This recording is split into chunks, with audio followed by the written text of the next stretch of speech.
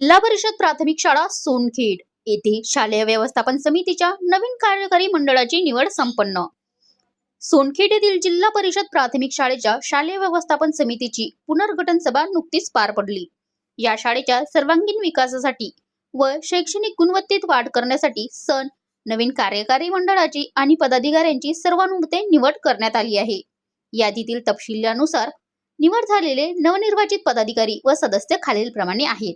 शकुंतला देवीदास चव्हाण, बाबासाहेब नारायण गीते, फरजाना इसाक सय्यद, रियाज अनवर शेख, अंजुम अशरफुद्दीन शेख, सना अतिक शेख, संदीप मधुकर मोहिती। उपाध्यक्ष रेणुका रामप्रसाद दळवे, कांताबाई बाबू आडे, संजीवनी अंगद घुगे, रुबीना मंसूर शेख, समीर अब्दुल हसीद शेख, मोबिन आशिफ खान शेख। शाळेच्या प्रगतीसाठी आणि विद्यार्थ्यांच्या उज्ज्वल भविष्यासाठी सर्व नवनिर्वाचित सदस्यांना ग्रामस्थांच्या वतीने आणि शाळा प्रशासनाकडून मनपूर्वक शुभेच्छा देण्यात आल्या।